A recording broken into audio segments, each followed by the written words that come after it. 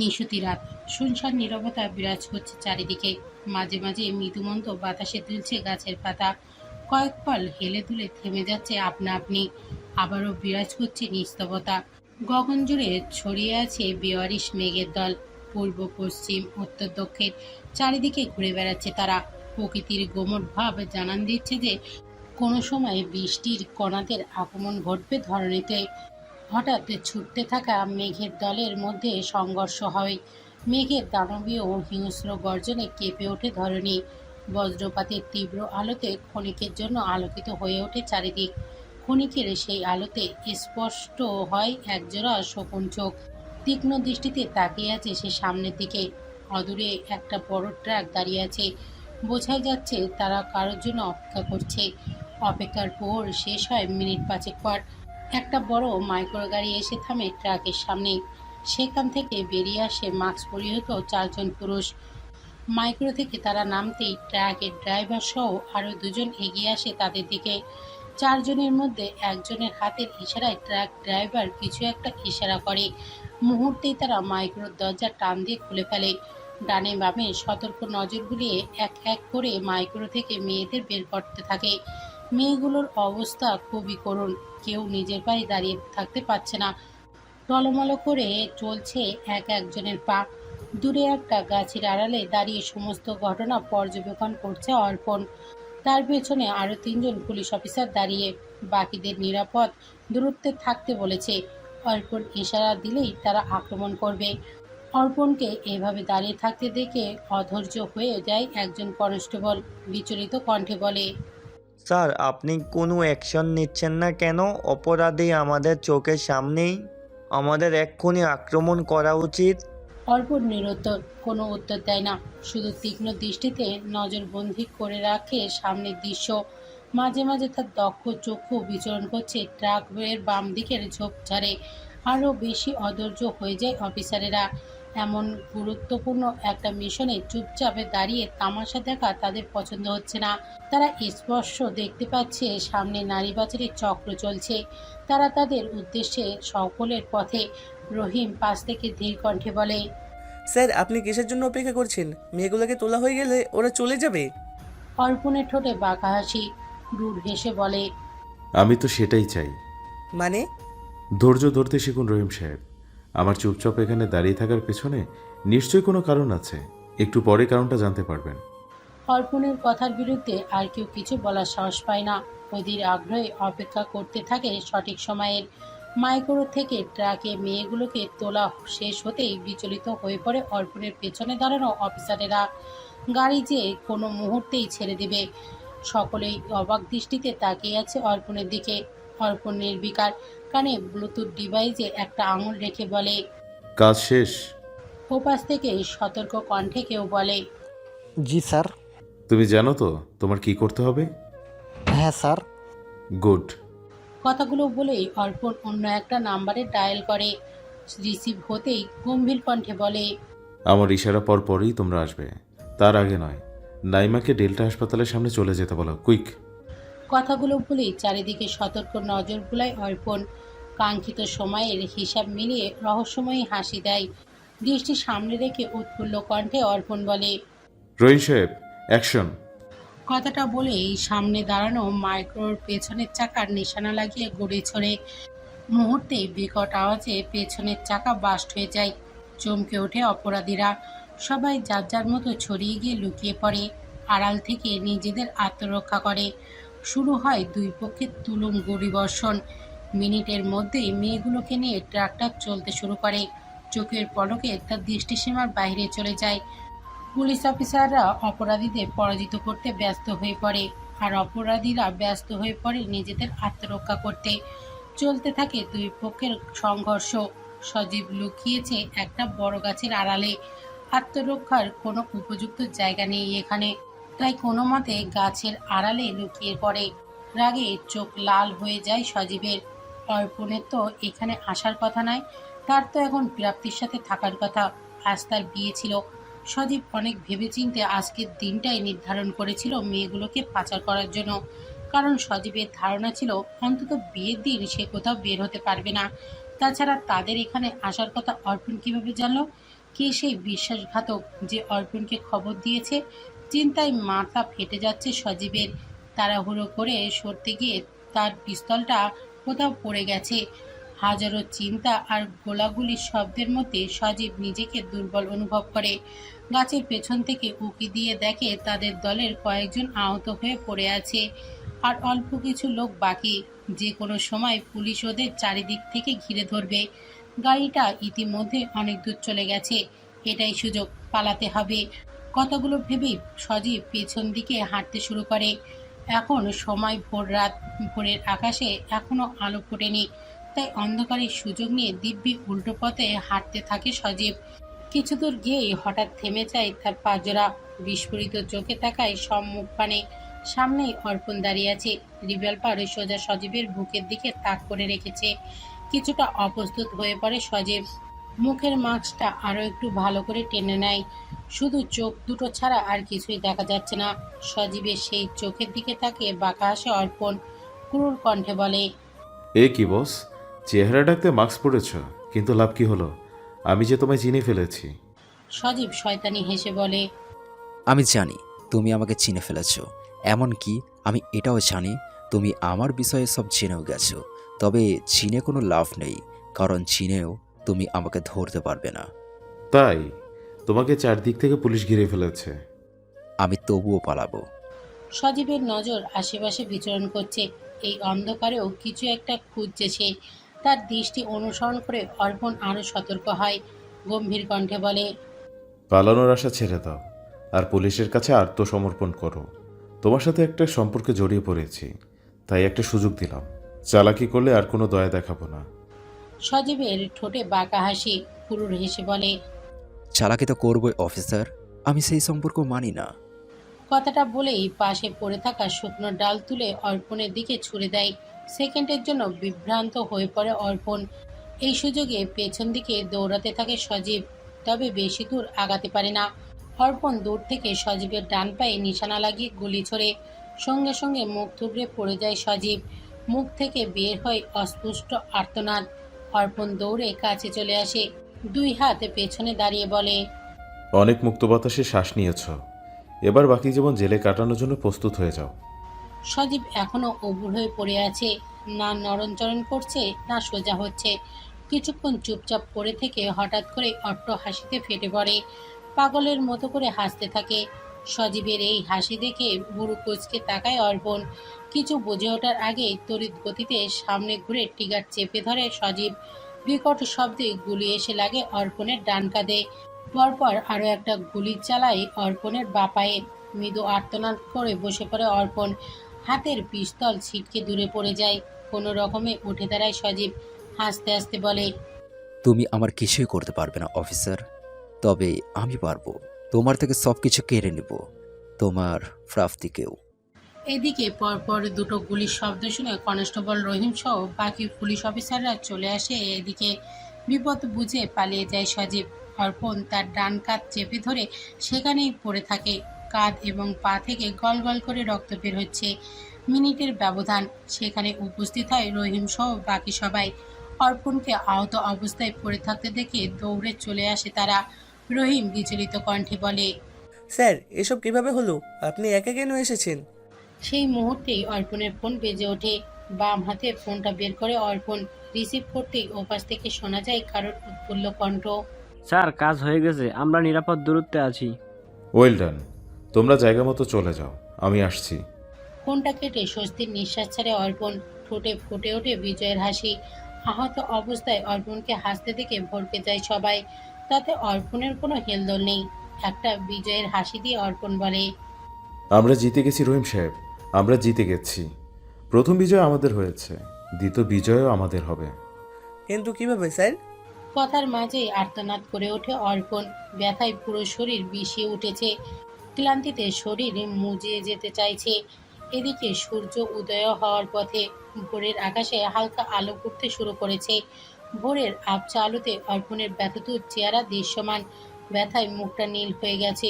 বহু কষ্টে অর্পণ বলে, ওই ট্রাক ড্রাইভার আমাদের লোক ছিল, মেয়েগুলো এখন পুলিশের হেফাজতে। বিস্মিত চোখে তাকায় রহিম।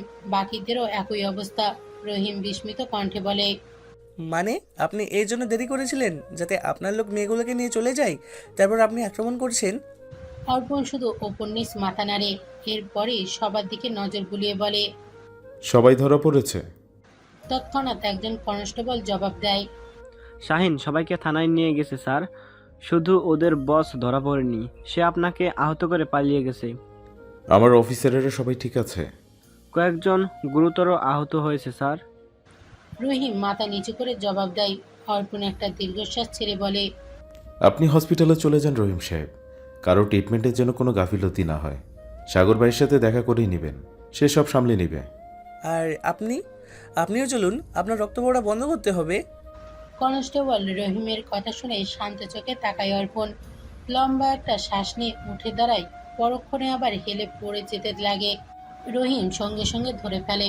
অর্পণ নিজেকে সামলে সোজা হয়ে দাঁড়িয়ে বলে, আমাকে যেতে হবে রহিম সাহেব, কিন্তু কোথায় স্যার? একটা বিশেষ কাজে। কিন্তু আপনি সোজা হসপিটালে যাবেন রহিম সাহেব, আমি একটু পরেই আসছি, এটা আমার অর্ডার। রহিম আর তর্ক করার মতো ভাষা খুঁজে পায় না। গুলি লাগা পায়ে ভর দিয়ে হাঁটতে কষ্ট হচ্ছে অর্পণের। তবুও ব্যথাটা হজম করে খুঁড়িয়ে খুঁড়িয়ে হাঁটতে থাকে। মেন রোডের কাছে আসতেই দেখতে পাই কেউ একজন ধীর পায়ে হেঁটে আসছে তার দিকে। অর্পণের থেকে প্রায় 15-20 হাত দূরে অবস্থান করছে সে। আগত ব্যক্তিকে দেখে ঠোঁটের হাসি ফুটে ওঠে অর্পণের। এটা সেই ব্যক্তি যার কাছে অর্পণ এখন যেতে চাইছিল। নিজের আঘাতটাকেও তুচ্ছ করছে এই ব্যক্তির জন্য। অস্ফুট স্বরে অর্পণ ডাকে। রনি স্যার। দূর থেকে রনি এগিয়ে আসছে। পুরো শরীরে তার মারের দাগ। এতগুলো দিনে সে ঠিক কতটা মানবিক নির্যাতনের শিকার হয়েছে সেটা তাকে দেখে বোঝা যাচ্ছে। ধীর পায়ে হেঁটে এসে সোজা অর্পণের সামনে এসে দাঁড়ায়। পেছন দিয়ে জিপ ছুটিয়ে চলে যায় বাকি অফিসাররা। তারা আবছা অন্ধকারে রনিকে চিনতে পারেনি। এই জন্য অর্পণের নির্দেশেই থানায় ফিরে যায়। থেকে যায় শুধু রহিম। সে অর্পণকে রেখে কোথাও যাবে না। তবে এখানে যে রনির দেখা পাবে সেটা কল্পনাও ভাবেনি রহিম। বিস্ফোরিত চোখে তাকিয়ে থাকে রনির দিকে। রনি এগিয়ে এসে সোজা অর্পণের মুখোমুখি হয়ে দাঁড়ায়। ডান হাত কপালে ঠেকিয়ে স্যালুট করে বলে, স্যালুট অফিসার অর্পণ, মেয়েগুলোকে আপনি বাঁচিয়ে নিলেন। সবই আপনার জন্য হয়েছে স্যার, আপনি আমাকে সাহায্য না করলে আমি এটা করতে পারতাম না। অর্পণের কথা শুনে হেসে ফেলে রনি। দুই হাতে জড়িয়ে ধরে অর্পণকে। হঠাৎ করেই তার কাশি শুরু হয়।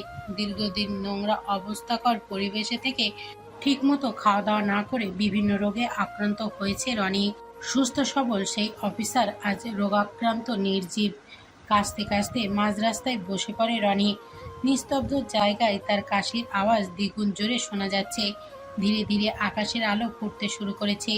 পূর্বের তুলনায় চারিপাশ এখন একটু বেশি পরিষ্কার। রাস্তায় নেই কোনো গাড়ির চিহ্ন। এই রাস্তাটা তুলনামূলক একটু বেশি নির্জন। অপরাধীরা এই জন্য এই রাস্তা বেছে নিয়েছে নির্বিঘ্নে যাওয়ার জন্য। নির্জন রাস্তায় বসে কাশতে কাশতে হাঁপিয়ে ওঠে রনি। অর্পণ পাশে বসে পিঠে হালকা চাপড় দেয়। চিন্তিত তার চাহনি। রনি রহিমকে উদ্দেশ্য করে বলে, একটু পানি হবে? কথাটা বলার সাথে সাথেই রহিম দৌড়ে চলে যায় গাড়ির কাছে। গাড়িতে থাকা পানির বোতল নিয়ে আসে। রহিম ছুটে যেতেই বুকে হাত চেপে নিজেকে সামলায় রনি। অর্পণের দিকে তাকিয়ে থেমে থেমে বলে, আমি তোমাকে কিছু বলতে চাই অর্পণ। আপনি অসুস্থ স্যার, আগে আমার সাথে হসপিটালে চলুন, তারপর সব কথা শুনবো। তোমাকে কথাগুলো জানানো জরুরি। সবার আগে আপনার চিকিৎসা জরুরি। দুজনের তর্কের মধ্যে অতি নিকটে একটা গাড়ির আওয়াজ শুনতে পায় অর্পণ। তারা যেখানে বসে আছে সেখান থেকে 5-6 হাত দূরে একটা রাস্তার মোড় আছে। গাড়ির আওয়াজটা সেদিক থেকেই আসছে। সেদিকে তাকাতেই দেখতে পাই কাছাকাছি একটা হলুদ রঙের বড় ট্রাক চলে এসেছে। আহত শরীরের কাছাকাছি ট্রাক দেখে স্তব্ধ হয়ে যায় অর্পণ। পাথর হয়ে জমে যায় রনি। সরে যাওয়ার জন্য উঠতেই যাবে, তৎক্ষণাৎ ট্রাকটা দুজনের অতি নিকটে চলে আসে। কিছু বোঝে ওঠার আগেই বিকট আওয়াজে রাস্তার অতিক্রম করে চলে যায় বড় দানবীয় হলুদ রঙের ট্রাকটা। দুজনের তীব্র আর্তনাদ শুনে চমকে ওঠে রহিম। মুহূর্তেই চারিদিকে নিস্তব্ধ হয়ে আসে। ফিরে পায় আবারও সেই চিরচেনা নীরবতা। পুরো বাড়ি জুড়ে নেমে এসেছে শোকের ছায়া। আপনজনদের কান্নায় ভারী হয়ে উঠেছে বাড়ির আঙিনা। ছোট বড় সকলের বুক ফাটা আর্তনাদ কান ভেদ করে হৃৎপিণ্ডে গিয়ে ঠেকছে। প্রকৃতি ভীষণ অস্থির। ভারী বর্ষণে ভিজে যুবথুব হয়ে গেছে চারিপাশ। খানবাড়ির ভেতরের অবস্থা আরো বেশি ভয়ানক। প্রকৃতির ভয়ানক তাণ্ডবের চেয়েও অধিক উত্তাল খানবাড়ির পরিবেশ। কান্নার আওয়াজে প্রতিটা দেওয়াল আঘাত করে তীব্র রূপ ধারণ করেছে। বাড়ির লনে রাখা রয়েছে একটা লাশ, সাদা কাপড়ে আপাতমস্তক মুড়ে রাখা। তাকে ঘিরেই সকলের কান্নার আসর বসিয়েছে। একাধিক মানুষের কান্নার আওয়াজ শুনে ঘর থেকে বেরিয়ে আসে প্রাপ্তি। বুকের ভেতর বিকট শব্দের দামাম বাজছে।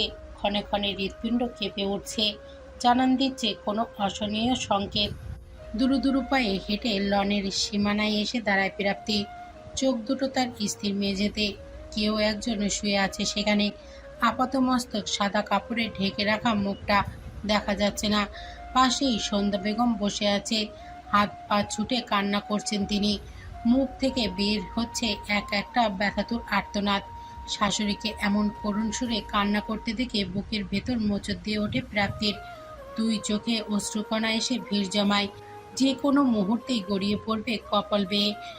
এতক্ষণে বাড়ির পরিবেশ কিছুটা আন্দাজ করতে পেরেছে প্রাপ্তি। ভয় কেঁপে উঠছে বুক। প্রাপ্তির ভেতরে বয়ে চলা ঝড় প্রকৃতির ঝড়ের চেয়েও তুমুল আকার ধারণ করেছে। হঠাৎ করেই দমকা হাওয়া বইতে শুরু করে। বাতাসে তীব্র ঝাপটায় ঢেকে রাখা মুখটা সকলের সামনে উন্মুক্ত হয়। ভেসে ওঠে অর্পণের নিথর নিস্প্রাণ মুখ। পায়ের তলার মাটি কেঁপে ওঠে প্রাপ্তির। আকুল ভরা কণ্ঠে তীব্র চিৎকারে কাঁপিয়ে তোলে খানবাড়ির আঙিনা। ঘুমের মধ্যেই তীব্র চিৎকার করে ধরপড়িয়ে উঠে বসে প্রাপ্তি। পুরো শরীর ঘেমে ভিজে উঠেছে, কপাল চুয়ে চুয়ে ঘাম পড়ছে। অতিরিক্ত ভয়ের জোরে জোরে নিঃশ্বাস ছাড়ছে। সব কিছু বুঝে উঠতে বেশ কিছু সময় লাগে প্রাপ্তির। সে এতক্ষণ ধরে স্বপ্ন দেখছিল। বুঝতেই দুই হাতে মুখ চেপে ধরে হু হু করে কেঁদে ফেলে। মুখ থেকে বের হয় অস্পষ্ট আর্তনাদ। ওটা একদমই স্বপ্ন মনে হচ্ছিল না, মনে হচ্ছিল সব কিছু বাস্তব। একদম চোখের সামনে ঘটছে সকল ঘটনা। অর্পণের প্রতি এক পাহাড় সমান অভিমান জমে প্রাপ্তির বুকে। সে কেন আজ কাজে গেল? আজকের জন্য কি ছুটি নেওয়া যেত না? অভিমানেরা তরতর করে বাড়তে থাকে। হঠাৎ করে কিছু অজানা প্রশ্নে মাথাচাড়া দিয়ে ওঠে প্রাপ্তির। অর্পণ এখন কোথায়? কোথায় গেছে সে? সুস্থ আছে তো? হঠাৎ এই খারাপ স্বপ্ন কেন দেখা দিল? এটা কি কোনো সংকেত ছিল? ভয়ে বুক কেঁপে ওঠে প্রাপ্তির। অভিমানেরা হাওয়ায় মিশে ধূলিসাৎ হয়ে যায় তৎক্ষণাৎ। উপর দিয়ে একরাশ চিন্তা এসে ভর করে মস্তিষ্কে। তাড়াহুড়ো করে উঠে দাঁড়ায় প্রাপ্তি। কদম গুনে গুনে ব্যালকনিতে চলে আসে। বোঝার চেষ্টা করে এখন রাত নাকি সকাল, কিন্তু বুঝতে পারে না। হঠাৎ মনে পড়ে অর্পণ এই ঘরটা প্রাপ্তির ঘরের মতো করেই সাজিয়েছে। আর প্রাপ্তির ঘরের সময় বোঝার জন্য বড় একটা ঘড়ি আছে। তাহলে এই ঘরেও নিশ্চয়ই এমন কোনো ঘড়ি রেখেছে অর্পণ। কথাগুলো ভেবেই তড়িঘড়ি করে ঘরে ফিরে আসে প্রাপ্তি। ঘরে ফেরার পথে অসাবধানতাবশত সোফার পায়ার সাথে বাড়ি খেয়ে ডান পায়ের বৃদ্ধা আঙুলে প্রচণ্ড ব্যথা পায়। তবে ব্যথার পরোয়া করে না সে। ক্ষিপ্ত গতিতে ঘরে প্রবেশ করে ডান দিকের দেয়ালে হাত রাখতে থাকে। পেয়েও যায় সেই কাঙ্ক্ষিত ঘড়ি। ঘড়ির কাঁটা ছুঁয়ে প্রাপ্তি বুঝতে পারে ঘড়ির কাঁটায় 6:25 বিচরণ করছে। এর মানে সকাল 6:30। অর্পণ যাওয়ার কয়েকটা সময় পেরিয়ে গেছে। তাহলে অর্পণ এখনো ফিরল না কেন? চিন্তিত প্রাপ্তি তাড়াহুড়ো পায়ে নিচে নেমে আসে। অচেনা বাড়িতে চলাচল করতে বেশ বেগ পেতে হয় প্রাপ্তির। কোনো রকম হাতড়ে হাতড়ে নেমে আসে দোতলা থেকে নিচে। প্রাপ্তির কদম বেসামাল, পায়ের গতি তার নিয়ন্ত্রণে নেই। সে সিঁড়িতে নেমে কয়েক কদম এগোতেই পাপসের সাথে পা বেঁধে মুখ থুবড়ে পড়ে যায় ফ্লোরে। সন্ধ্যা বেগম আর সুভাষ সাহেব চিন্তিত ভঙ্গিতে সোফায় বসেছিলেন। তাদের চোখ মুখের অবস্থা একদম ভালো না। অপর পাশের সোফায় সুপ্তি বসে আছে, চোখ দুটো তার লাল। এমন সময় হঠাৎ কিছু পড়ে যাওয়ার শব্দে সকলেই পিছনে ঘুরে তাকায়। প্রাপ্তিকে ফ্লোরে পড়ে থাকতে দেখে ভড়কে যায় সকলে। সবার আগে ছুটে চলে আসে সুপ্তি, টেনে তুলে দাঁড় করায় প্রাপ্তিকে। পেছনে পেছনে আসে সুভাষ সাহেব আর সন্ধ্যা বেগম। সুপ্তি ভাঙা কণ্ঠে বলে, আপি, পড়লে কিভাবে? কোথায় লেগেছে দেখাও। প্রাপ্তির সেই দিকে কোনো হেলদোল নেই। সে বিচলিত কণ্ঠে বলে, অফিসার কোথায়? সত্যি অফিসার কোথায়? সে বাড়ি ফেরেনি? একটু ফোন করতো তার নাম্বারে, একবার কথা বলবো আমি। সুপ্তি নিরুত্তর। ঝরঝর করে চোখ থেকে অশ্রুকণা ঝরে পড়ছে। সুপ্তিকে চুপ থাকতে দেখে বিচলিত হয়ে পড়ে প্রাপ্তি। চিৎকার করে বলে, আমি তোকে কিছু বলেছি সুপ্তি? কথা শুনছিস না কেন? ফোন কর তার নাম্বারে। আমি খুব খারাপ স্বপ্ন দেখেছি, ওনার সাথে কথা না বলা পর্যন্ত শান্তি পাবো না। প্লিজ একবার ফোন কর, শুধু 1 মিনিটের জন্য। তার আওয়াজটা শুনেই কেটে দেবো। এই পর্যায়ে সন্ধ্যা বেগম হাউমাউ করে কেঁদে ফেলেন। আঁচলে মুখ চেপে আপ্রাণ চেষ্টা করেন কান্না থামানোর। সুভাষ সাহেবের চোখও ছলছল করছে। তিনি স্ত্রীকে এক হাতে জড়িয়ে ধরে সান্ত্বনা দিচ্ছে। এদিকে সকলের এমন অদ্ভুত আচরণে গভীর ভয় জেগে বসে প্রাপ্তির মনে। সবাই এইভাবেই কাঁদছে কেন? অর্পণ ঠিক আছে তো? গলা কাঁপছে প্রাপ্তির, মাথাটাও ঘুরছে। সেটা কি পায়ের ব্যথা নাকি অজানা আশঙ্কা, তা জানে না প্রাপ্তি। সুপ্তি হাতটা শক্ত করে চেপে ধরে কাঁপা কাঁপা কণ্ঠে বলে, কি হয়েছে সুপ্তি? অর্পণ ভাইয়ের অ্যাক্সিডেন্ট হয়েছে আপি, সে এখন হসপিটালে। সে কথা বলবে কিভাবে বলো? আমরা এইমাত্র খবর পেয়েছি আঙ্কেল আন্টি সেখানে যাওয়ার জন্য বসে আছেন। ডক্টর অঙ্কন আসছে সবাইকে নিতে। প্রাপ্তি যেন পাথর হয়ে গেছে। একদম বোধ জ্ঞানহীন মনে হচ্ছে তাকে। বুদ্ধি লোপ পেয়েছে যেন। সুপ্তির কথা তার মস্তিষ্ক ধারণ করতে পারছে না।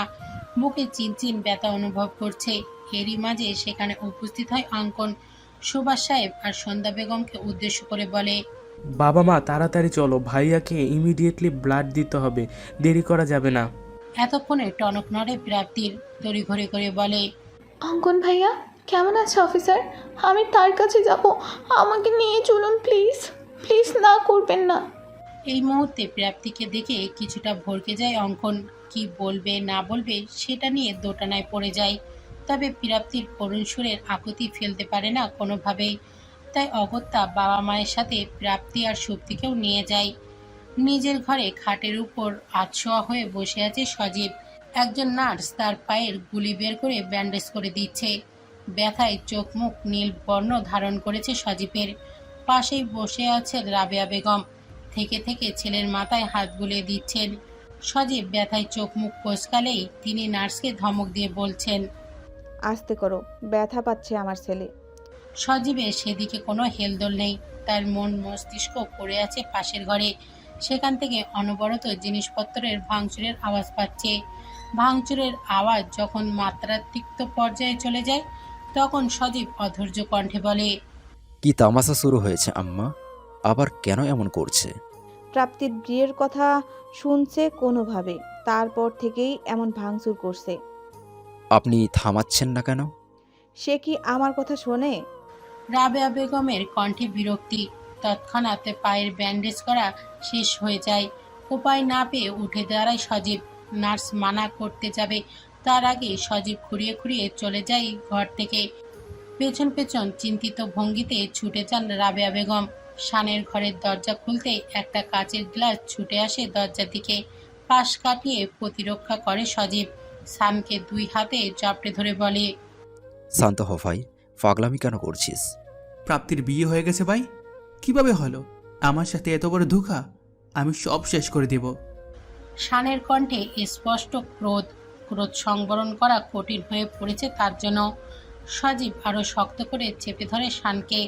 মাথায় হাত বুলিয়ে দিয়ে বলে, শান্ত হয়েছে, আমি সব সামলে নেব। প্রাপ্তি তৈরি হবে, পথে যে আসবে আমি তাকেই সরিয়ে দেব। তুমি মিথ্যা বলছো ভাই, তুমি এমন কিছুই করবে না আমি জানি। অলরেডি করে ফেলেছি। প্রাপ্তির হাজব্যান্ডকে বড় ট্রাক দিয়ে পিছে রেখে এসেছি। বাঁচবে কিনা সন্দেহ। ও মরলেই প্রাপ্তি তোর হবে। এই পর্যায়ে থেমে যায় শান। একদম শান্ত হয়ে দাঁড়িয়ে পড়ে। শানকে শান্ত হতে দেখে ছেড়ে দেয় সজীব। 2 কদম পিছিয়ে গিয়ে স্বস্তির নিঃশ্বাস ছাড়ে। শানকে রেখে বেরিয়ে পড়ে ঘর থেকে। সোজা নিজের ঘরে গিয়ে খাটের উপর বসে। মাথা নিচু করে রেখে গভীর চিন্তায় ডুবে যায়। রাবেয়া বেগম আসেন মিনিট 5 পর। সজীবের পাশে বসে চিন্তিত কণ্ঠে বলেন, শানের পাগলামি দিন দিন বেড়েই যাচ্ছে, সামলাই কিভাবে বলো তো? ওকে কি এখন পাগলাগারোতে রেখে আসা উচিত? সজীব নিরুত্তর চুপচাপ মাথা নিচু করে বসে আছে। দৃষ্টি তার পায়ের কাছে মেঝের দিকে থাকলেও মনোযোগ অন্য কোনো দিকে। শানের বিষয়ে কথা বলার পরও কোনো উত্তর না পেয়ে ভুরু কুঁচকে তাকান রাবেয়া বেগম। সজীবের কাঁধে আলতো করে হাত রেখে নরম কণ্ঠে বলেন, কি হয়েছে সজীব? তুই কি অন্য কিছু ভাবছিস? আমার কেন জানি মনে হচ্ছে অর্পণ আমাকে ইচ্ছে করে ছেড়ে দিয়েছে। অন্যমনস্ক হয়ে জবাব দেয় সজীব। তার কথাই কোঁচকানো ভুরুদয় আরো বেশি কুঁচকে যায় রাবেয়া বেগমের। কৌতূহলী কণ্ঠে বলেন, মানে? প্রথমত অর্পণ একা এসেছিল আমার সাথে লড়তে, যেখানে তার সাথে পুরো পুলিশ ফোর্স ছিল।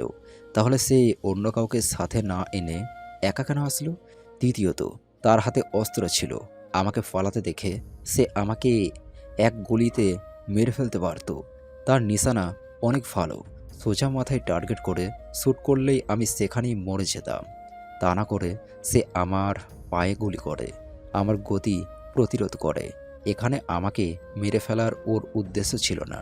তৃতীয়ত এবং শেষ, আমি যখন অর্পণকে গুলি করে পালাই তখনও অর্পণ আমাকে মারার মতো কোনো কাজ করেনি। সে তো একটাও দুর্বল নয় যে সামান্য গুলি তাকে কাবু করবে। আর সবচেয়ে আশ্চর্যের বিষয় হলো এই সব কিছু হয়েছে আমাদের দুজনের মধ্যে। বাকি পুলিশদের কেউই এই দিকে আসেনি।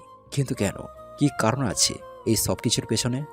সজীবের কথা শুনে চিন্তিত মগ্ন হয়ে যান রাবেয়া বেগম। আসলেই তো, অর্পণ কেন সজীবকে ছেড়ে দিল? যেখানে সজীবের সকল অপকর্ম অর্পণের সামনে প্রকাশ পেয়েছে, সেখানে হাতে নাতে ধরেও কেন ছেড়ে দিল? কি কারণ হতে পারে এর পেছনে? হসপিটালে সারি সারি চেয়ারে পাথরের মতো বসে আছে প্রাপ্তি। মাথাটা এলিয়ে দিয়ে রেখেছে পাশে বসা সুপ্তির কাঁধে। সুপ্তি এক হাতে জড়িয়ে রেখেছে প্রাপ্তিকে। সন্ধ্যা বেগম আর সুভাষ সাহেব অপর পাশে বসে আছেন। কিছুক্ষণের মধ্যেই সেখানে মারুফ সাহেব, দিলারা বেগম আর দীপ্তি চলে আসে। উদ্ভ্রান্তের মতো দৌড়ে প্রাপ্তির কাছে এসে হাঁটু মুড়ে বসে দীপ্তি। প্রাপ্তির মুখটা দুই হাতের আজলাই নিয়ে আদুরে কণ্ঠে বলে, ঠিক আছিস তুই? অর্পণ কেমন আছে? বোনের আদুরি কণ্ঠ শুনে ফুঁপিয়ে কেঁদে ওঠে প্রাপ্তি। আটকে রাখা কান্নারা আবারও বেরিয়ে আসে। কষ্টের বুকের ভেতরে মুচড়ে উঠছে প্রাপ্তির, কিন্তু সে কাউকে দেখাতে পারছে না। চোখের দৃষ্টিশক্তি হারানোর পর থেকেই তার পুরো পৃথিবী অন্ধকারে তলিয়ে গেছে। তার রাজ্য হয়ে ওঠে রংহীন, শুধুই কালো। সেই রংহীন অন্ধকার জীবনে এক টুকরো আলোর রশ্মি হয়ে আগমন ঘটে অর্পণের। দৃষ্টিহীন প্রাপ্তির দিকে নিজের বিশ্বস্ত ভরসার হাত বাড়িয়ে দেয়। অর্পণের আলোয় নিজের অন্ধকার পৃথিবী আলোকিত করতে চায় প্রাপ্তি। তার হাতে হাত রেখে বহুদূর যেতে চায়। শেষ বয়স পর্যন্ত দুজন একসাথে কাটাতে চায়। কিন্তু হঠাৎ করে একই হলো, প্রাপ্তির জীবন আলোকিত হওয়ার আগে আবারও অন্ধকারে তলিয়ে গেল। প্রিয় মানুষের আঘাত নিজের ওপর ঠিক কতটা প্রভাব ফেলে তা এখন বেশ বুঝতে পারছে প্রাপ্তি। কোনো কথা না বলে শুধু হু হু করে কেঁদে যায় সে। কিছুক্ষণ পর দিদার সাহেব উপস্থিত হন হসপিটালে। খবরটা শোনা মাত্রই তড়িৎ গতিতে ছুটে চলে এসেছেন। তিনি এসে মাত্রই মারুফ সাহেবের পাশে দাঁড়ান। ঠিক সেই মুহূর্তে কেবিন থেকে বেরিয়ে আসে সাগর। তার পেছন পেছন বের হয় অঙ্কন। ওদের থেকে সকলে উঠে দাঁড়ায়। সুভাষ সাহেব চিন্তিত স্বরে বলেন, অপর্ণ কেমন আছে সাগর? এখন বিপদমুক্ত মামা, তবে পুরোপুরি সুস্থ নয়। পায়ে খুব বাজেভাবে আঘাত পেয়েছি। পুরো শরীরে আরো অনেক জায়গায় আঘাত পেয়েছি, তবে তা গুরুতর নয়। পায়ের আঘাতটাই সবচেয়ে বেশি। বেশ লম্বা সময় বেড রেস্টে থাকতে হবে। সাগরের ঠান্ডা গলায় সান্ত্বনামূলক বাক্য শুনে সকলেই স্বস্তির নিঃশ্বাস ছাড়ে, যেন দেহে প্রাণ ফিরে এলো সকলের। হঠাৎ কিছু একটা মনে পড়তেই দিদার সাহেব বলেন, আর রনি, মানে অর্পণের সাথে যে আরও একটা ছেলে ছিল, তার কি অবস্থা? সে সুস্থ আছে তো? এই পর্যায়ে সাগরের চেহারার পরিবর্তন ঘটে। মুখটা হঠাৎ করেই শুকিয়ে যায়। সকলে তৎক্ষণাৎ বুঝে যায় কিছু একটা খারাপ হয়েছে। সাগরকে চুপ থাকতে দেখে অঙ্কন বলে, ওনার অবস্থা খুব একটা ভালো নয় স্যার। উনি মাথায় বেশি আঘাত পেয়েছে। 72 ঘন্টার মধ্যে জ্ঞান না ফিরলে তিনি কোমায় চলে যাবে। তার বিষয়ে এখনোই শিওর কিছু বলা যাচ্ছে না। কেসটা খুব ক্রিটিক্যাল, সময় লাগবে। অঙ্কনের কথা শুনে চেহারায় আদার নেমে আসে দিদার সাহেবের। অর্পণের সুস্থতায় যতটা না খুশি হয়েছেন, তার চেয়ে বেশি রনির জন্য কষ্ট হচ্ছে। তবে কি একজন দক্ষ অফিসারকে চিরতরে হারাতে হবে? অর্পণের জ্ঞান ফিরে দিন পেরিয়ে সন্ধ্যার পর। চোখ মেলতেই নিজের চারিপাশে পরিবারের সকল সদস্যদের দেখতে পায় অর্পণ। কয়েক সেকেন্ড সেভাবেই চুপচাপ শুয়ে সব কিছু বোঝার চেষ্টা করে। জ্ঞান হারানোর আগে সকল কথা মনে পড়তে বিচলিত হয়ে পড়ে অর্পণ। চোখের সামনে রনির মুখটা ভেসে ওঠে। রনি কোথায়? সে ঠিক আছে তো? চিন্তায় মন আনছান করে ওঠে অর্পণের। অর্পণকে বিচলিত হতে দেখে পাশ থেকে তার বাম হাতটা খপ করে ধরে ফেলে অঙ্কন। ক্যানেলা লাগানো হাতটা টান লেগে রক্ত উঠে গেছে। অঙ্কন চিন্তিত সুরে বলে, ভাই কি করছো? রক্ত চলে আসছে তো, থামো প্লিজ, তুমি অসুস্থ। অর্পণ যেন শুনেও শুনল না, আরো বেশি অস্থির হয়ে ওঠে। তড়িঘড়ি করে উঠতে গিয়ে পায়ের ব্যথায় চোখ মুখ খিচে ফেলে। ব্যান্ডেজ করা পা নড়তেই শরীরের শিরা উপশিরা যেন ব্যথায় চিনচিন করে ওঠে। অঙ্কন ধরে সাবধানে বসিয়ে দেয়। পিঠের নিচে বালিশ দিয়ে নিজেও পাশে বসে পড়ে। দাঁতে দাঁত চেপে ব্যথা সয়ে নেয় অর্পণ। ধীরে ধীরে লাল হয়ে আসা চোখ মেলে তাকায়। ভাঙা কণ্ঠে বলে, আমাকে হসপিটালে কে নিয়ে এসেছে? আর রনি স্যার কোথায়? সে ঠিক আছে তো? তোমাদের দুজনকে রহিম সাহেব নিয়ে এসেছে ভাই, আর রনি স্যারও এখানে আছে। ঠিক আছে, তুমি শান্ত হও। শেষের কথাটা মিথ্যা বলে অঙ্কন। রনির অবস্থার কথা জানিয়ে অর্পণকে আরো বিচলিত করতে চায় না সে। এতে অর্পণের স্বাস্থ্যের ক্ষতি হবে। অঙ্কনের মিথ্যাটাকে খুব সহজে বিশ্বাস করে নেয় অর্পণ। লম্বা একটা শ্বাস নিয়ে চারিপাশে চোখ বোলায়। সবার প্রথমে নজর আসে নিজের পাশে বসে থাকা সন্ধ্যা বেগমের। তিনি অশ্রুসিক্ত নয়নে ছেলের মাথায় হাত বুলিয়ে দেন, কিন্তু মুখে কিছু বলে না। অপর পাশে সুভাষ সাহেবের শুকনো মুখে দাঁড়িয়ে আছেন। অর্পণের সাথে চোখ মেলাতেই একটা মলিন হাসি উপহার দেন। ধীর কণ্ঠে জিজ্ঞাসা করেন, এখন কেমন লাগছে? ভালো। অর্পণের ছোট্ট জবাব। বুক চিরে দীর্ঘশ্বাস বেরিয়ে আসে সুভাষ সাহেবের। ছেলের শুকনো মুখের দিকে তাকিয়ে মলিন কণ্ঠে বলেন, কি দরকার এসব ঝুঁকি নেওয়ার? নিজের প্রাণের মায়া না থাকলেও আমাদের কথা তো একবার ভাববি। তোর কিছু হয়ে গেলে আমাদের কি হবে? অর্পণ নিরুত্তর। তার ভারী হয়ে আসা চোখ জোড়া ব্যাকুল দেখাচ্ছে। ব্যাকুল নয়নে আশেপাশে কাউকে খুঁজতে থাকে অর্পণ। কয়েক সেকেন্ডের ব্যবধানে কাঙ্ক্ষিত ব্যক্তিকে পেয়েও যায়। প্রাপ্তি দূরে ছোট্ট সোফায় চুপচাপ বসে আছে। কান্নার ফলে চোখ দুটো ফুলে গেছে, চুলগুলো এলোমেলো, চেহারা পুরো বিধ্বস্ত হয়ে আছে। প্রিয় মানুষটার এমন বিধ্বংসী চেহারা দেখে বুকের ভেতর মোচড় দিয়ে ওঠে অর্পণের। শ্বাস নিতেও যেন কষ্ট হচ্ছে। ইচ্ছে করছে দৌড়ে প্রাপ্তির কাছে চলে যেতে, দুই হাতে আগলে বুকে জড়িয়ে নিতে, মাথায় হাত বুলিয়ে দিয়ে ভরসা দিতে। আমি ঠিক আছি প্রাপ্তি, তুমি চিন্তা করো না। পরক্ষণেই নিজের ব্যান্ডেজ করা পায়ের দিকে তাকিয়ে হতাশার নিঃশ্বাস ছাড়ে অর্পণ। চাইলেও তো উঠে দাঁড়াতে পারবে না এই মুহূর্তে। অপারক সে। ছেলের ব্যাকুল চোখের চাউনি দেখে সবটা বুঝে যান সন্ধ্যা বেগম। কাল বিলম্ব না করে তৎক্ষণাৎ উঠে দাঁড়ান। সুভাষ সাহেবকে কিছু একটা ইশারা করতেই দুজনেই নিঃশব্দে সেখান থেকে চলে যান। একে একে সকলেই সেখান থেকে প্রস্থান নেয়। সুপ্তি ছিল প্রাপ্তির পাশে দাঁড়িয়ে। সবাইকে চলে যেতে দেখে সে প্রাপ্তির হাতটা আলতো করে ধরে। ধীরে সুস্থে অর্পণের পাশে ছোট্ট টুলে বসিয়ে দেয় প্রাপ্তিকে। কাঠের পুতুলের মতো সুপ্তির সাথে তালে তাল মেলায় প্রাপ্তি।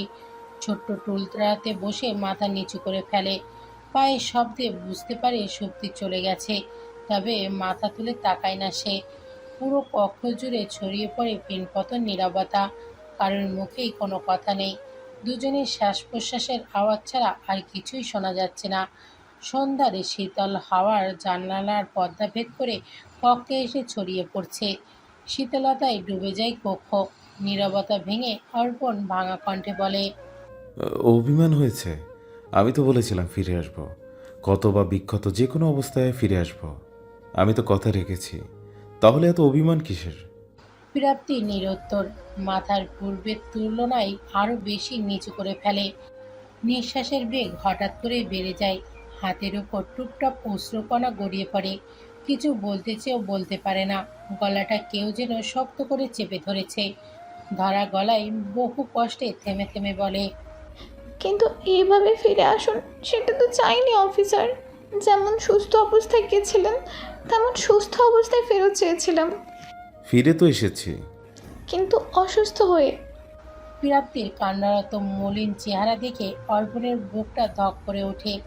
নিজেকে বড্ড অপরাধী মনে হয়। প্রাপ্তিকে সান্ত্বনা দিতে কিছু বলবে এমন সময় নজর যায় প্রাপ্তির পায়ের দিকে। ডান পায়ের বৃদ্ধা আঙুলের নখ উপড়ে গেছে, রক্ত জমাট বেঁধে আঙুল সহ পায়ের কিছু কিছু জায়গায় লাল হয়ে গেছে। এই মুহূর্তে এহেন ঘটনার জন্য অর্পণ একদমই প্রস্তুত ছিল না। কিছুক্ষণের জন্য থ মেরে বসে থাকে। ঘটনাটা মস্তিষ্কে বোধগম্য হতেই চেঁচিয়ে ওঠে অর্পণ, বিচলিত কণ্ঠে বলে, পায়ে কি হয়েছে তোমার? নখ উপড়ে গেছে কিভাবে? প্রাপ্তি, জবাব দাও। অর্পণের মুখে হঠাৎ এহেন প্রশ্ন শুনে ভড়কে যায় প্রাপ্তি। প্রশ্নের অর্থ বুঝতে বেশ কিছুটা সময় লাগে তার। পায়ের কথা খেয়াল হতেই মনে পড়ে ব্যালকনি থেকে রুমে আসার সময় সোফায় পায়ের সাথে আঘাত লাগার কথা। অর্পণের চিন্তায় ব্যথা বেমালুম ভুলে গিয়েছিল প্রাপ্তি। এতক্ষণে ব্যথাটা নড়াচড়া দিয়ে উঠেছে, সেই সাথে বাঁ হাতের কোনোতেও জ্বলাপোড়ার অনুভব করে। তবে অর্পণকে তা বুঝতে দেয় না, তড়িঘড়ি করে বলে, অফিসার, আপনি শান্ত হন, আমি ঠিক আছি। এটাকে ঠিক থাকা বলে? কিভাবে হলো এসব? ভুলবশত লেগে গেছে, তেমন কিছুই হয়নি। নখ উপড়ে গেছে প্রাপ্তি, তবুও বলছে কিছু হয়নি। অঙ্কন, এদিকাই তো। হঠাৎ করেই অর্পণের উচ্চকণ্ঠের ডাক শুনে রুমে হুড়মুড় করে ঢুকে পড়ে অঙ্কন। পেছন পেছন আসে রুবিয়া। অঙ্কন আসতেই অর্পণ বিচলিত কণ্ঠে বলে, ওর পায়ে আঘাত লাগলো কিভাবে? একটু দেখতো অঙ্কন। অঙ্কন ভুরু কুঁচকে তাকায় প্রাপ্তির দিকে। প্রাপ্তি এতক্ষণ ধরে এখানে আছে, অথচ কেউ এটা খেয়ালই করেনি। হাঁটু ভাঁজ করে বসে প্রাপ্তির পা আলতো করে তুলে দেখে অঙ্কন। বেশ ভালোই আঘাত পেয়েছে, তবুও একটুও শব্দ করেনি। মেয়ে মানুষ এতটা শক্ত হয় কিভাবে, ভেবে পায় না অঙ্কন। প্রাপ্তির পাটা নেড়ে চেড়ে দেখে চিন্তিত স্বরে বলে, আমাকে আগে জানাওনি কেন ভাবি? একটা নখ উপড়ে গেছে, একটুও কি কষ্ট হচ্ছে না? এইভাবে জায়গা আগলা রাখলে ইনফেকশন হতে পারে। আর কোথাও লেগেছে কি দেখি, আমার সাথে চলো। অনিচ্ছা সত্ত্বেও অঙ্কনের সাথে যেতে হয় প্রাপ্তিকে। তবে মন পড়ে থাকে অর্পণের কাছে। এত বড় দুর্ঘটনার পর এখন আর অর্পণকে একা ছাড়তে মন সায় দিচ্ছে না। ভয় কাজ করছে, যদি অর্পণ আবার কোথাও যায়, আবার যদি কোনো বিপদ হয়, ভাবতেই গা শিউরে ওঠে প্রাপ্তির। অনিচ্ছা নিয়েও ফুসফুস করতে করতে রুম থেকে বেরিয়ে যায়। অর্পণ ব্যাকুল চোখে তাকিয়ে আছে দরজার দিকে। নিজের আঘাতেও এতটা ব্যথা লাগেনি যতটা প্রাপ্তির আঘাতে অর্পণ অনুভব করেছে। এই ছোট্ট আঘাতটাও অর্পণের কাছে পাহাড় সমান মনে হচ্ছে। হয়তো একেই বলে ভালোবাসা, এটাই বুঝি আত্মার টান। প্রাপ্তি চলে যেতেই পাশ থেকে অর্পণের কান টেনে ধরে রুবিয়া, রাগী কণ্ঠে বলে, বাদর ছেলে, তুই আর ভালো হবি না, তাই না? আগেও বাদর ছিলি, এখনো তাই আছিস। কানে টান লাগাই চোখ বন্ধ করে ফেলে অর্পণ, তড়িঘড়ি করে বলে, পরিবর্তন হওয়ার কথা ছিল কি কাকি? এই পর্যায়ে কানটা আরো জোরে টেনে ধরে রাবিয়া, দাঁতে দাঁত চেপে বলে, অবশ্যই পরিবর্তন হওয়ার কথা ছিল। আগে একা ছিলি, বেপরোয়া আচরণ করতি, তাই বিয়ে করিয়ে দিলাম যাতে বউয়ের টানে ঘরমুখো হোস। তবুও তোর উন্নতি দেখি না। বউয়ের কাছে যাওয়ার সুযোগ পেলাম কই যে টান অনুভব হবে? তুই একটা অসভ্য। চোখ মুখ কুঁচকে কথাটা বলেই কান ছেড়ে দেয় রুবিয়া। তার অপ্রস্তুত মুখের দিকে তাকিয়ে হেসে ফেলে অর্পণ। রোগাক্রান্ত শুকনো মুখে প্রাণোচ্ছল হাসি। অর্পণকে হাসতে দেখে রাগ লাগে রুবিয়ার, দাঁত কিরমির করে বলে, এমন হাসছিস কেন শুনি? বিশ্বজয় করে এসেছিস যে হাসি থামছে না? কোনো সন্দেহ আছে? অবশ্যই আছে। তোর মতে যেটাকে বিশ্বজয় করা বলে, আমার মতে সেটা বোকামি। তুই কেন বুঝিস না অর্পণ? এতদিন একা ছিলি, কিন্তু এখন তুই একা নয়, একটা মেয়েকে বিয়ে করে ঘরে এনেছিস তুই। মেয়েটার জীবন তোর সাথে জুড়ে গেছে। আর কারোর কথা না হোক, অন্তত মেয়েটার কথা তো ভাব। তোর কিছু হয়ে গেলে প্রাপ্তির কি হবে? সে তো তোর ভরসাতেই, তোর হাত ধরেই শ্বশুরবাড়ি এসেছে। অর্পণের হাসি মুখে কথাটা এই পর্যায়ে মলিন হয়ে যায়। এমনটা নয় যে সে প্রাপ্তিকে নিয়ে চিন্তা করে না, বরং প্রাপ্তির চিন্তায় অর্পণই বেশি করে। তবে তার জন্য নিজের দায়িত্ব থেকে তো দূরে সরতে পারবে না। পুলিশদের জীবনটাই যে এমন, ঝুঁকিপূর্ণ, অনিশ্চিত, ভরসাহীন। মৃত্যু যে কোনো সময় যে কোনো দিক থেকে চলে আসতে পারে। তাই বলে কি দায়িত্ব ভুলে যাবে? সেটা তো সম্ভব নয়। রুবিয়ার দিকে শান্ত চোখে তাকায় অর্পণ, মলিন কণ্ঠে বলে, তোমরা আছো কি করতে? আমার কিছু হলে তোমরা ওকে দেখে রাখবে, আমার একটা বইয়ের খরচ চালাতে পারবে না। রাগ হয় রুবিয়ার। অর্পণের এইসব উল্টোপাল্টা কথার সাথে সে পূর্ব পরিচিত, তবুও আজকের কথা প্রচণ্ড তিক্ত লাগছে। রুবিয়া রাগী কণ্ঠে জবাব দেয়, বাজে বকা বন্ধ কর অর্পণ। শুধু খাওয়া পড়াই সব নয়। একটা মেয়ে ডাল ভাত খেয়ে গাছের নিচেও জীবন কাটাতে পারে, যদি তার স্বামী তার সাথে থাকে। তুই না থাকলে এত টাকা পয়সা বিলাসিতা দিয়ে কি করবে প্রাপ্তি? অর্পণ নিরুত্তর। তর্ক বাড়ানোর মতো আর কোনো শব্দ তার শব্দ ভাণ্ডারে নেই। নিজের অনিশ্চিত ভবিষ্যতের কথা ভেবে চিন্তিত হয়ে পড়ে অর্পণ। সে তো সাহসী, মৃত্যু ভয় কখনো পায়নি, তবে আজ ভয় পাচ্ছে। আজ খুব করে চাইছে অনেক বছর বাঁচতে, প্রিয় মানুষটার সাথে একটা নিরাপদ সুস্থ জীবনযাপন করতে। সেটা কি ভালোবাসার জন্য হবে হয়তো? হাতে অর্পণের ফাইল নিয়ে সাগরের কেবিন থেকে বের হয় অঙ্কন। উদ্দেশ্য অর্পণের কাছে যাওয়া। প্রতিমধ্যে হঠাৎ নজর আটকে যায় হসপিটালের বারান্দায় শেষ প্রান্তে। সেখানে সুপ্তি আর একটা ছেলে দাঁড়িয়ে কথা বলছে। সুপ্তির মুখটা মলিন হলেও ছেলেটার ঠোঁটে অমায়িক হাসি, যেন এই মুহূর্তে বিশ্বের সবচেয়ে সুখী ব্যক্তি সে। সুখ তার ঠোঁটের ফাঁক গলিয়ে উজ্জ্বল হাসির ঝংকার তুলে ছড়িয়ে পড়ছে।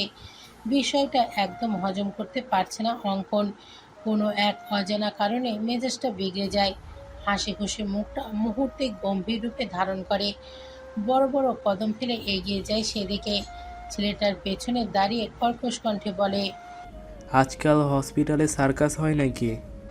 অঙ্কনের গম্ভীর কণ্ঠের আওয়াজ শুনে পাশ ফিরে তাকায় ছেলেটা। ডক্টরদের অ্যাপ্রন পরিহিত অঙ্কনকে মুহূর্তেই চিনে ফেলে, কিন্তু অঙ্কনের কথার অর্থ সে বুঝতে পারে না। কিছু না বোঝার ভঙ্গিতে বলে, মানে? মানে যেভাবে হাসছো আমি ভাবলাম সামনে সার্কাস চলছে, হয়তো চলছে কি? ভ্যাবাচাকা খেয়ে যায় ছেলেটা। অঙ্কনের এমন অদ্ভুত কথা মানে বুঝতে তার বেশ বেগ পেতে হচ্ছে। এদিকে শক্তি সরু চোখে তাকিয়ে আছে অঙ্কনের দিকে। অঙ্কন যে তাকে অপমান করতে এখানে এসেছে সেটা বুঝতে খুব একটা কষ্ট হয় না শক্তির। দুজনের এমন ভিন্ন ভিন্ন চোখের চাহনি দেখে গলা খাকারি দেয় অঙ্কন।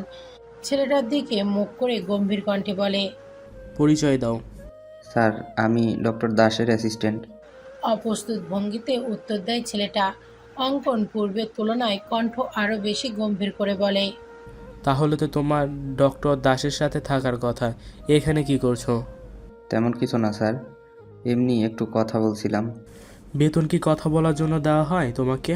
কাজের জন্য বেতন পাও, তাহলে কাজ করে টাকাটা হালাল করে নাও। কাজে ফাঁকি দিয়ে হারাম টাকা আর কতদিন খাবে? অর্পণের গম্ভীর কণ্ঠের করার কথা শুনে মাথা নিচু করে ফেলে ছেলেটা। নিচু কণ্ঠে বলে, সরি স্যার। সাথে সাথে সেখান থেকে প্রস্থান নেয়। ছেলেটা চলে যেতেই শক্তির দিকে পূর্ণ দৃষ্টিতে তাকায় অঙ্কন। এক হাত পকেটে গুজে সোজা হয়ে দাঁড়ায়। কাট কাট কণ্ঠে বলে, যেখানে সেখানে ছেলেদের সাথে ঢলাঢলি নিশ্চয়ই ভদ্র পরিবারের মেয়েদের বৈশিষ্ট্য নয়। স্বভাবটা পরিবর্তন করার দরকার মনে করছি। কিন্তু আমি মনে করছি না, বরং পরিবর্তন আপনার স্বভাবে আনা দরকার। আমার পিছনে লেগে থাকা বন্ধ করুন। সুপ্তির কাট কাট কণ্ঠের জবাব শুনে রেগে যায় অঙ্কন। রাগের কারণে কপালের মধ্যভাগে শিরা ফুলে ওঠে। দাঁতে দাঁত চেপে রাগে কিরমির করতে করতে অঙ্কন বলে, তোমার মাঝে ভদ্রতার বড্ড অভাব। তাতে আপনার তো কোনো সমস্যা হওয়ার কথা নয়। আপনি বরং নিজে চিন্তা করুন। আমাকে নিয়ে ভাবার জন্য অনেকে আছে। আপনি কেন শুধু শুধু আমার জন্য মূল্যবান সময় নষ্ট করছেন? ঝাঁঝালো কণ্ঠে কথাগুলো বলেই হনন করে সেখান থেকে চলে যায় সুপ্তি। অঙ্কনের থেকে পাওয়া পূর্বের আচরণগুলো ভোলেনি সুপ্তি, কিচ্ছু ভোলেনি। সব কিছু মনে রেখেছে। পাওই পই করে ফিরিয়ে দেবে সব। প্রতিটা খারাপ আচরণের জবাব দেবে, দেবেই দেবে। এদিকে সুপ্তিকে এইভাবে রাগ দেখিয়ে চলে যেতে দেখে আরও রেগে যায় অঙ্কন। সুপ্তির কণ্ঠ হতে নিষ্কৃষ্ট করা কথাগুলো কর্ণ করে ঝংকার তুলে বাজতে থাকে। রাগ সামলাতে না পেরে অঙ্কন নিজেই নিজেই চেঁচিয়ে বলে, হ্যাঁ জানি তো, অনেকে আছে তোমার কথা ভাবার জন্য। তুমি আবার সেলিব্রিটি কি না? অন্যদের পেছনে ছেলেদের লাইন লেগে থাকে, আর তোমার আশেপাশে ছেলেরা মশা মাছির মতো ভিন ভিন করে, চোখ দিয়ে গিলে খায়, সুযোগ পেলে হাত বাড়িয়ে ছুঁয়ে দিতে চায়। কিন্তু তুমি তো এইসব দেখতে পাও না। চোখ থাকলে তো দেখবে। চশমাটা পাল্টাও, সাথে ব্রেইনটাও ডিটারজেন্ট পাউডার দিয়ে পরিষ্কার করো। চাইলে আমার কাছে ভদ্রতা শেখার জন্য কিছু ক্লাস করতে পারো। তাহলে যদি কোনো ভদ্রতা সভ্যতা ভেতরে আসে। বিয়াদব মেয়ে একটা। আপন মনে বকবক করতে করতে হনন করে সেখান থেকে চলে যায় অঙ্কন। ভালো মেজাজটা বিগড়ে দিল মেয়েটা। নিশুতি রাত, প্রকৃতিতে ছেয়ে আছে নিকশ কালো অন্ধকার, বাইরে নেই কোনো আলো চিহ্ন। তবে হসপিটালের ভেতরের অবস্থা সম্পূর্ণ ভিন্ন। এখানে রাত আর দিনের মধ্যে কোনো পার্থক্য বোঝা যায় না। অনবরত লোক সমাগম আর প্রিয়জনদের করুণ আর্তনাদ রাত দিন তফাৎ ভুলিয়ে দেয়। রনির পাশে হুইল চেয়ারে বসে আছে অর্পণ। সকলের কথার বিরুদ্ধে গিয়ে জোর করেই চলে এসেছে এখানে। নিজের শরীরের অবস্থাকেও পরোয়া করেনি। ভাগ্যিস প্রাপ্তিকে ঘুমের ওষুধ দিয়ে ঘুম পাড়ানো হয়েছে, না হলে অর্পণকে নির্ঘাত বাধা দিত। ইতিমধ্যে অনেকটা সময় পেরিয়ে গেছে। 72 ঘন্টা পূর্ণ হতে আর মাত্র কয়েক ঘন্টা বাকি। এখনও কোনো প্রকার রেসপন্স করেনি রনি। ডক্টর স্পষ্ট বলে দিয়েছে আশা ছেড়ে দিতে। রনি কোমায় চলে গেছে। সে আর উঠে দাঁড়াবে না, কখনো চোখ মেলে তাকাবে না। কথাগুলো ভাবতেই বুকটা ভারী হয়ে আসে অর্পণের। রনির একটা হাত চেপে ধরে শক্ত কণ্ঠে বলে, আপনি এভাবে হার মানতে পারেন না স্যার। আপনি তো দুর্বল মানুষ নন, বরং এর চাইতে কঠিন পরিস্থিতি আপনার জীবনে এসেছে, তখন তো হার মানেননি। তাহলে আজ সামান্য আঘাতে পরাজিত হয়ে গেলেন? রনি স্যার, উঠুন। আপনার সাথে আমার অনেক কথা আছে। আপনার থেকে সব কিছু শুনবো। আপনার গায়েব হওয়ার কারণ, অপরাধীদের গোপন তথ্য সব তো আপনার কাছে আছে। আপনি তো আমাকে কিছু বলতে চাইছিলেন, সেগুলো বলবেন না? উঠুন, বলুন কি বলতে চেয়েছিলেন। আমি শুনবো স্যার, আমি সব শুনবো। রনি স্যার। অর্পণের করা কোনো প্রশ্নের জবাব দেয় না রনি। নিথর হয়ে মিশে আছে হসপিটালের শুভ্র রাঙা পেটে। শরীরের বিভিন্ন জায়গায় ব্যান্ডেজে মোড়া। অনেক রক্তক্ষরণের ফলে মুখটা ফ্যাকাশে লাগছে। বুকের ব্যথার বাড়ে অর্পণের। রনির এই অবস্থার জন্য নিজেকে অপরাধী মনে হচ্ছে। কাঁধে কারোর হাতের স্পর্শ অনুভব করতেই ঘুরে তাকায় অর্পণ। পেছনে মলিন মুখে দীপ্তি দাঁড়িয়ে আছে। দুই চোখে তার অপরাধবোধ। এক পলক ব্যথাতুর চোখে রনির দিকে তাকিয়ে অর্পণের দিকে দৃষ্টি নিবদ্ধ করে অপরাধী কণ্ঠে বলে, আমাকে ক্ষমা করে দাও ভাই, আজ আমার জন্য তোমার এই অবস্থা। আমার নয়, আমাদের এই অবস্থা। অর্পণের তৎক্ষণাৎ জবাব শুনে চোখ দুটো ছলছল করে ওঠে দীপ্তির। অর্পণের দৃষ্টি রনির নিথর মুখের দিকে। সেদিকে নজর রেখেই অর্পণ বলে, আপনার স্বামী আমাদের দুজনকে মেরে ফেলতে চেয়েছিল। শেষ মুহূর্তে রনি স্যার আমাকে ধাক্কা দিয়ে সরিয়ে দেয়। পাথরের রাস্তায় পড়ে গিয়ে এতটুকু আঘাত পেয়েছি মাত্র। না হলে রনি স্যারের পাশে আমি শুয়ে থাকতাম, নিথর জড়বস্তুর মতো। দীপ্তির চোখ থেকে টুপটাপ অশ্রু গড়িয়ে পড়ে। মাথাটা নিচু করে নীরবে চোখের জল বিসর্জন দেয়। মায়া লাগে না অর্পণের, বরং রাগ হয়। নিজের ওপর রাগটা সীমা ছাড়িয়ে যায়। দীপ্তির কথা না শুনলে আজ তাদের এই অবস্থা হতো না। রনিও সুস্থ স্বাভাবিকভাবে দাঁড়িয়ে থাকতো। রাগ সামাল দিতে না পেরে অর্পণ কঠিন কণ্ঠে বলে, আপনি যাকে বাঁচাতে চাইছেন সে একজন অপরাধী। তার অপরাধের কোনো সীমা নেই। অসংখ্য মেয়ে তাদের পরিবার থেকে আলাদা করেছে সে। নিকৃষ্ট মানুষদের হাতে তুলে দিয়েছে, ওদের জীবন অন্ধকারে ঠেলে দিয়েছে। ড্রাগসের মতো ভয়ানক বিষ আমাদের ছাত্র সমাজে বিলিয়ে দিয়েছে।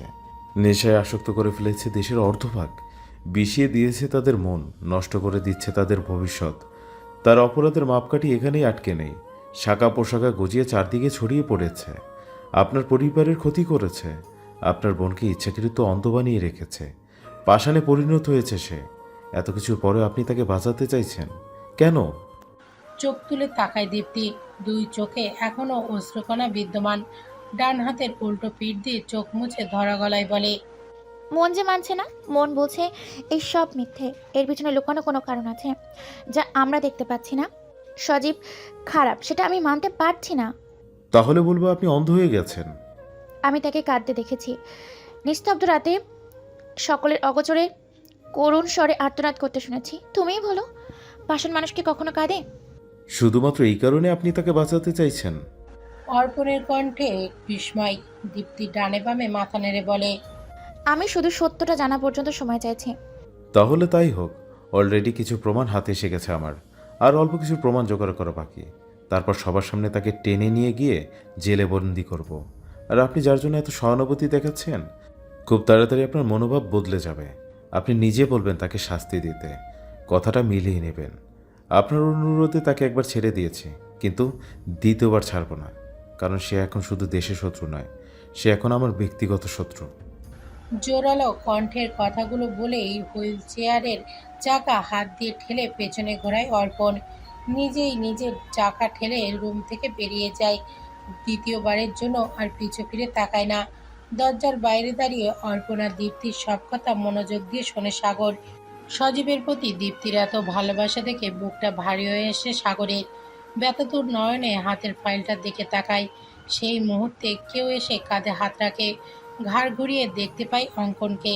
তার দৃষ্টিতে হাজারো প্রশ্ন। অর্পণের থেকে চোখ সরিয়ে একটা দীর্ঘশ্বাস ছাড়ে সাগর। হাতের ফাইলের দিকে তাকিয়ে বলে, এখনো দীপ্তি তার স্বামীকে বিশ্বাস করতে চাইছে, তাকে বাঁচাতে চাইছে, এত কিছুর পরেও কেন অঙ্কন? বাঙালি মেয়েরা এমনই ভাব, বড্ড সরল, ভীষণ বোকা, খুব সহজেই সবাইকে বিশ্বাস করে। ওর এই বিশ্বাস যে ওকে আরো কষ্ট দেবে অর্পণ।